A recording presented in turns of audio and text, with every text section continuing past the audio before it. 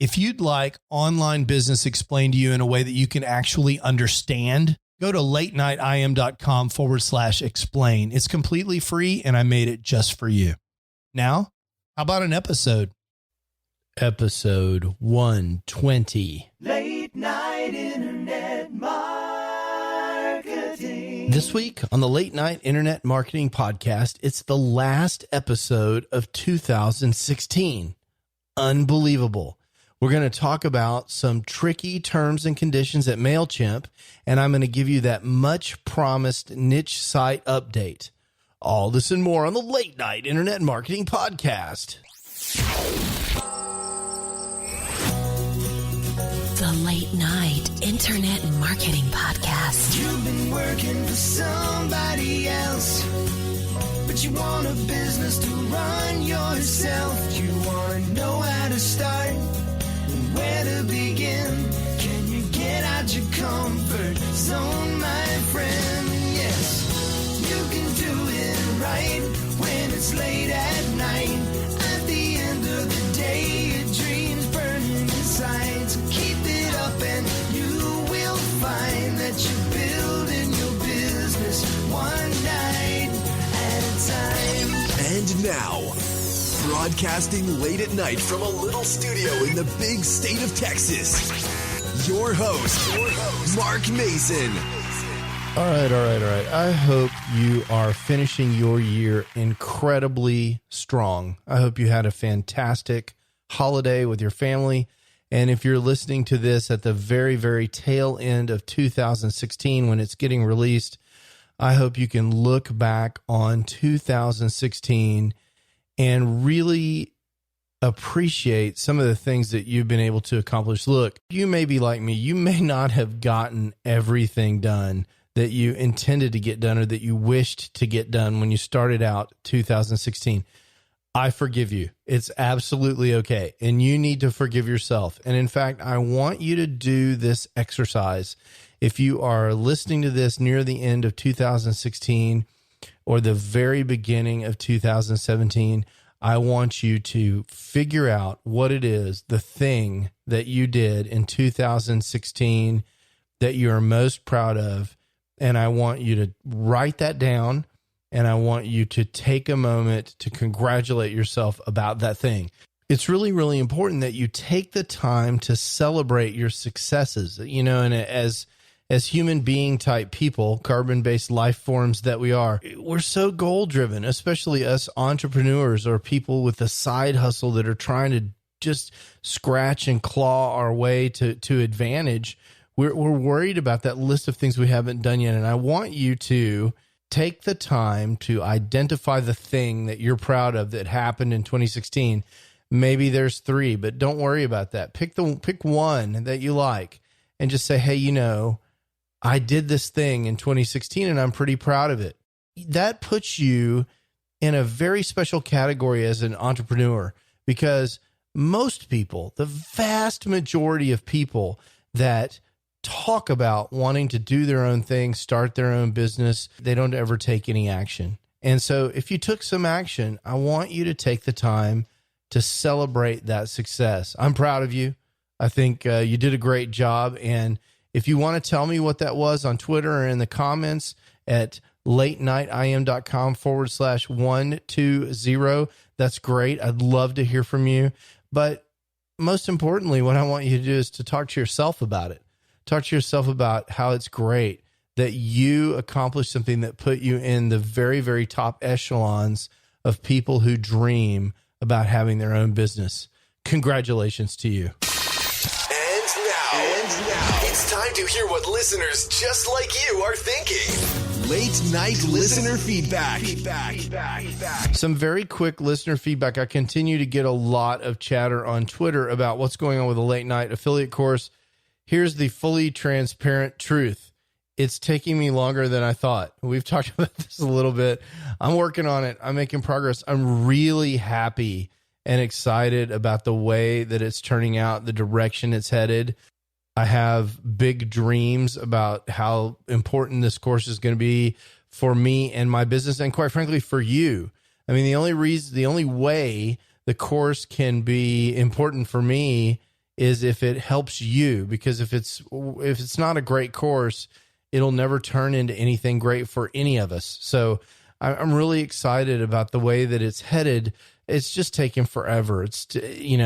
My eyes are bigger than my schedule, and that's just the way it rolls. So I'm still shooting for January. That's still what we're looking at for the beta release. And I hope that if you're interested in that, you will have signed up by now over at latenightAffiliate.com. There's a little sign up over there, and that will get you on board so that you can have the opportunity to be in the beta release of this in January, and big plans for this throughout 2017, but it's just taking longer than I thought. And for that, I apologize, but I do appreciate the constant chatter on Twitter and people asking me how it's coming, particularly most recently, Rick Smith. Thanks, Rick. I really appreciate it. And stay tuned, because that's coming to a website near you soon. This week, in the world of internet marketing news. Okay, so I'm calling this internet marketing news because I think it should be news, and maybe it won't be news to you, but it was news to me. And in fact, I was pretty shocked by it. So I was hanging out in the ConvertKit Facebook group, which is a private Facebook group that ConvertKit has for their clients, their customers, me. And most of you know that I recently switched over to ConvertKit, which you can find my affiliate link at latenightim.com/ConvertKit. And I give that to you because I recommend that so enthusiastically. I think it's absolutely one of the best services on the internet today.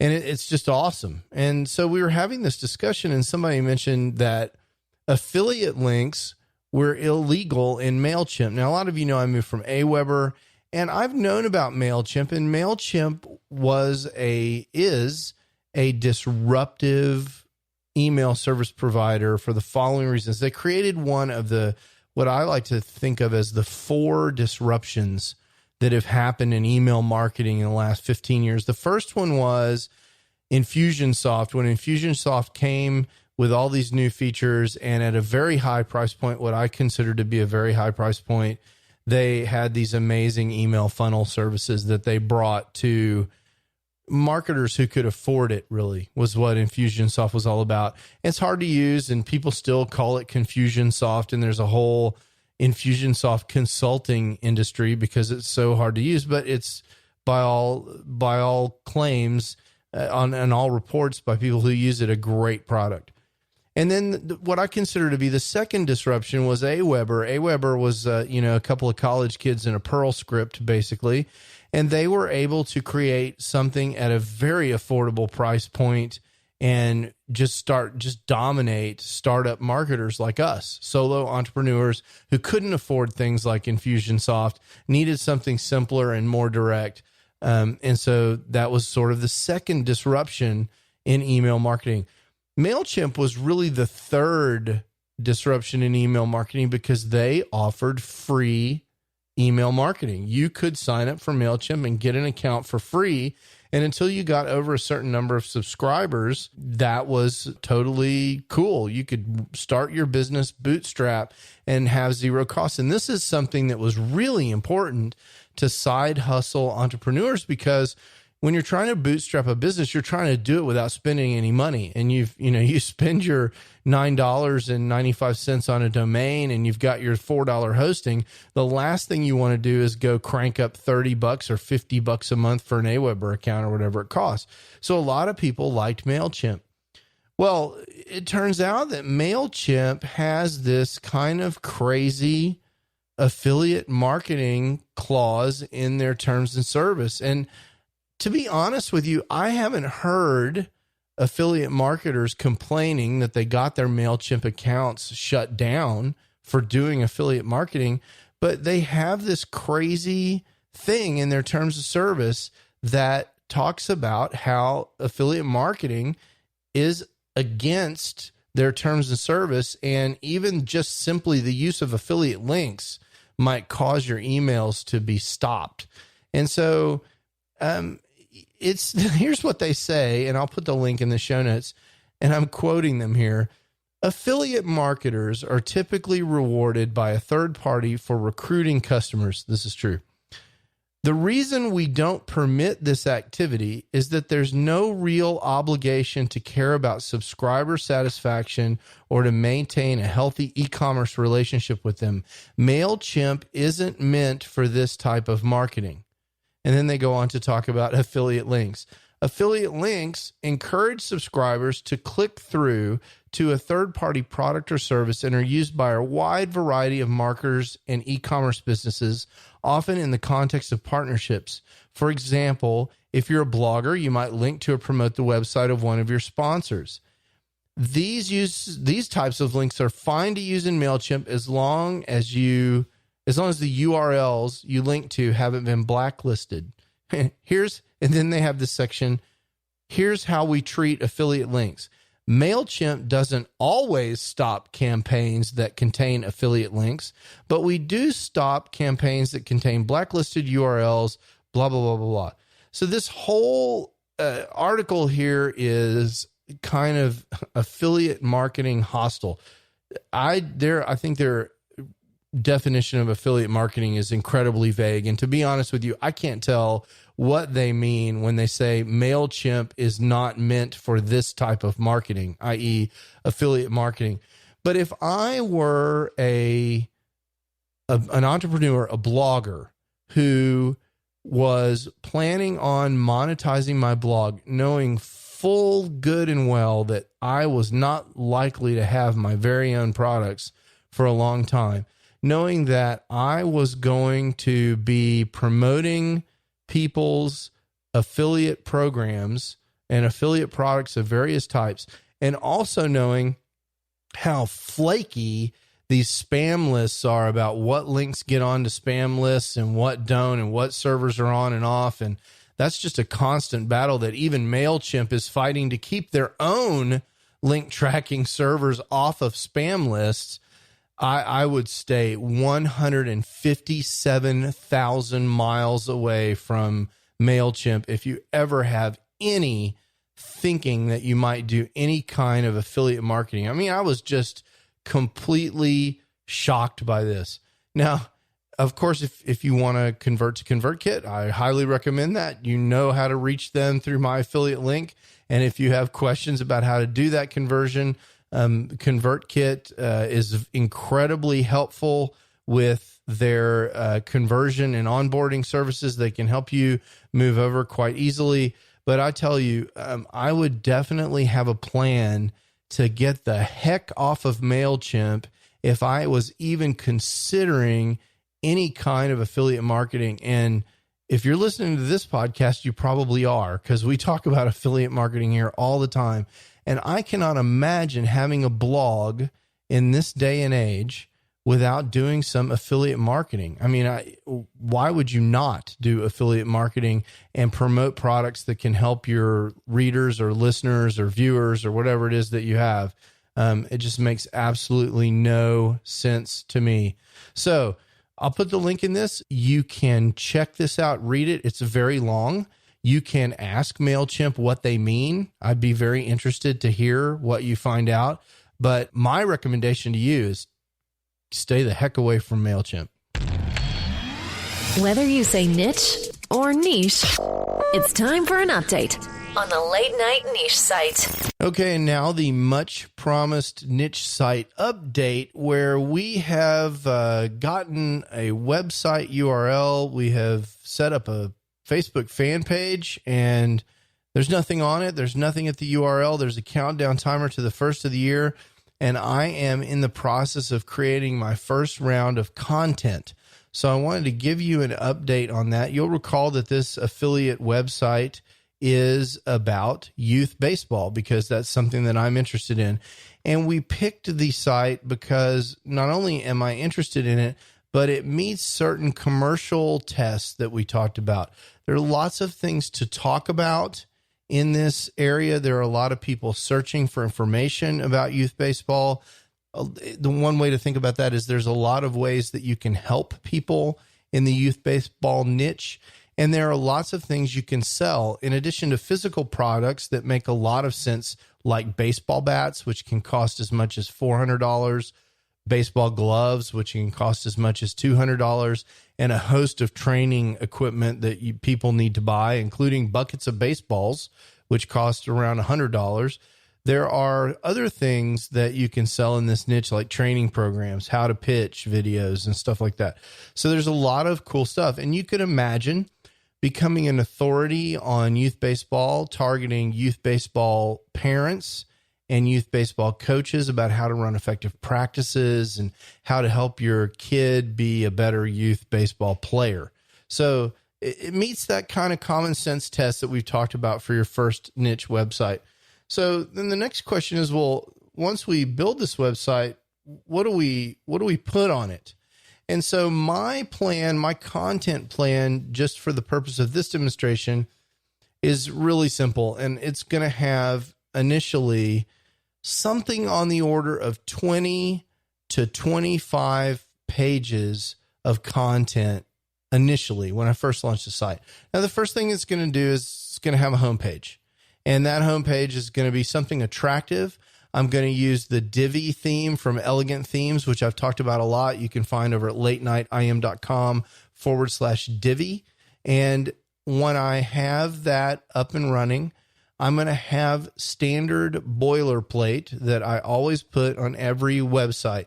And the reason that we put these boilerplate pages on websites is because there's some evidence that the Google algorithm, the Panda algorithm, is actually looking for these sorts of pages. They're looking for a privacy policy as specified in the Google Webmaster Guidelines. They're looking for a contact page, an about page. If you're going to promote affiliate products on that website or any kind of product, really, you probably need a disclaimer page letting people know that there's a financial relationship between you and the people that you are targeting. And for my website, particularly since it has anything at all to do with kids, since it's reasonable to suspect that a kid under the age of 13 might want to be on my website, I'll add some language that has to deal with the laws around children. So there'll be 5 or 6 pages that I'll add to my website. And these are legal pages that are probably important for your legal protection. And if you want to understand that better, you might consider getting some legal advice, because as you all know, I'm not an attorney and I don't play one on TV. But I do know that you want to do things that make common sense when you're creating new websites, and putting these privacy policies and things like that in place is common sense. As an aside, I will tell you that these laws are constantly changing.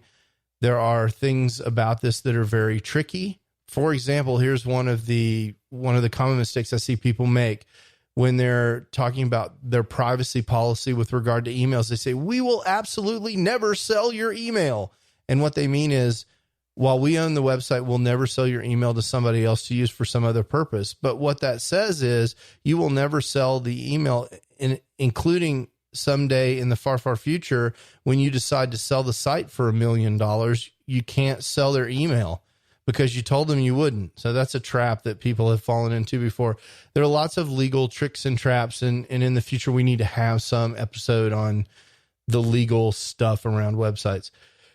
But for now, those are sort of the 5 pages of boilerplate that I will include. And then in addition to that, I have commissioned and ordered, and they are complete, 5 pages just in general about youth baseball, just general information pages. I hired a writer. I said, just write about whatever you want about youth baseball, something that would be helpful to parents, because after all, the website does need to be helpful. And I personally believe that it is very good to balance these affiliate websites with helpful content.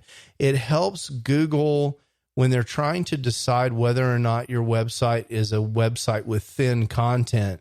Having something other than product review after product review helps them realize that, yep, this is a real authority site, someone who's really trying to contribute to the space. And so I always like the idea of having general articles about the topic. Now, you should pick those articles according to what people are searching for. But to be honest with you, I haven't had a lot of time to really work on this site. So I just told the writer, hey, write these 5 articles. And if you do a good job, there'll be more work for you later. And then I plan to start the site with 10 product reviews. So that will be probably 10 reviews split up into baseball glove reviews and baseball bat reviews. And then I'm probably going to add some more articles around that about how to pick a glove and how to pick a bat. Because one of the problems that parents have is, what's the right size glove for my son or daughter when they're 7 years old? And do I really need to spend $95 on a glove when a $35 glove will do if we're just starting out? And what's the difference between a composite bat and an aluminum bat and a wooden bat and so forth? And so there are lots of helpful things that you can put in there that lead to the sale of bats that I'll build around that. So all that content will be on the order of 25 pages to start. So that's the content plan. The current status is that I'm in progress creating the boilerplate pages, which are relatively easy to create. And the 5 articles about youth baseball are complete, and they should be on the website in early January. I'll make an announcement on the podcast when that's up and running. And then the 10 product reviews, I've identified the 10 products. I've ordered the product reviews from a writer, and that's another thing that we'll talk about in some detail later on, is how to outsource writing content. And so those will be in sometime in late January. So that will be up in February. So that is an update on the niche site. So if you're one of these people like me who is building niche sites and you're kind of in analysis paralysis, not exactly sure what to do next because you can't decide exactly what to write about and you're worried, you're bogged down in keyword research, look, common sense goes a long way here at first. I mean, when you're really first just trying to build a site that has some authority, create content that you think people want to read. That's really simple. And yeah, you can do some keyword research to figure out exactly what they're searching for and optimize for all that and blah, blah, blah, blah, blah. But you can also do that later. Remember, we're creating a blog where we can edit the content. In fact, there's some evidence that Google even likes it when we update the content and update our articles. So don't worry about putting something out there that's not exactly perfectly optimized for commercial purposes. Put stuff out there that people want to read. And I think that will serve you well. Bust through the analysis paralysis. And maybe you can make that one of your goals in 2017 is just do stuff. Take bold action, make mistakes quickly. That's how we learn. We make mistakes quickly. We learn, we do better the next time. I highly recommend that. So push forward, and whatever excuses or limiting beliefs that are in your way, just push those aside and take some action. In my case, I just told the writer, go ahead and write 5 good articles, because having 5 good articles on a website, no matter how you slice it, is a good thing. So that's the update on the late night niche site. I'll be giving you some clue when that thing is up and running, and you can take a look and see kind of what it looks like sometime in January. Okay, that absolutely does it for the final episode of the Late Night Internet Marketing Podcast for 2016. I have something super special for you next week. The first episode of 2017 will feature my friend Ray Edwards. He made amazing progress in 2016 with his goals that he set at this time last year in 2015. So for the past year, he's been slogging away, and really this is a process that has lasted him over 2 years. He's been slogging away at these amazing goals, and I'm talking about 7-figure income goals and 50 pounds of weight loss and all of these crazy goals that he was able to achieve. Now, he's not done achieving goals. He's got another crazy set for 2017, but I brought him on the show because as an entrepreneur like us, Ray, who's incredibly successful, was able to break through to a whole nother level using techniques and strategies that you and I can use. And so I want to share that with you next week, and I hope you'll join me on the Late Night Internet Marketing Podcast next week. Until then, ciao. You can do it right when it's it's late at night. You've been listening to the Late Night Internet Marketing Podcast. Be sure to visit latenightpodcast.com today to leave feedback for Mark. Download special bonus content, access the show notes, and more. See you there. Until then, go and make some great progress on your internet business. One night at a time. One night at a time.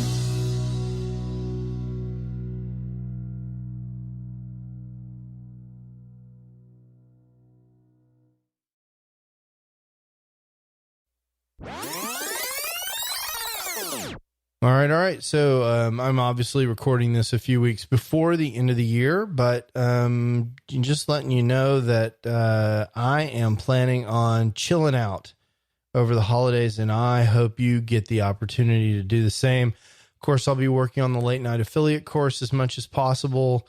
I'll be recording my interview with Ray Edwards, which is not recorded yet, and doing some other stuff.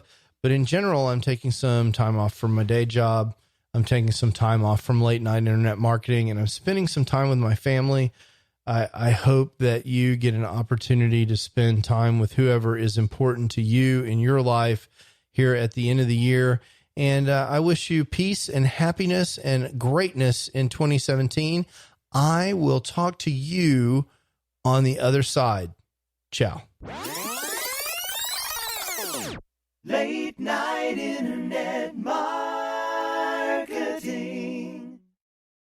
Hey, it's Mark again. I wanted to tell you one more time about this absolutely free resource that I have for helping people who are trying to get the big picture for internet marketing, actually get started and understand what all their choices are.